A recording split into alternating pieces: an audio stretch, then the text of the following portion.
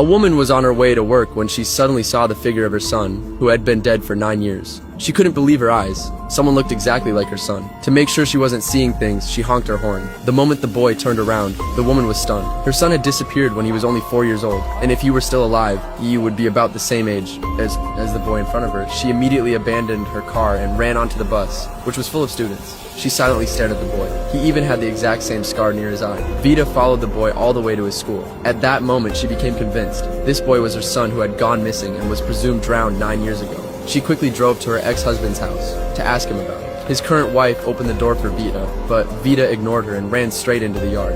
Hi. I only need him for a minute. After getting a minute of private time, Vita told her ex-husband about seeing their son who had been dead for 9 years, and she even mentioned the school's address. However, her ex-husband didn't believe her. 9 years ago, they had both watched Galvin drown, and the hospital had issued a death certificate. He thought Vita was simply grieving too much. Vita then went to the police to file a report. My son, he was abducted 9 years ago.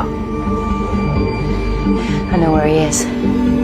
The police pulled out the case file from 9 years ago and went over the findings again. No body had been found at the scene, but there were no signs of foul play either. The conclusion was that Galvin had accidentally drowned, and his body had been washed away. Vita stared at the police officer with determined eyes, saying, "Do you think I wouldn't recognize my own child?" Her sharp words and intense gaze made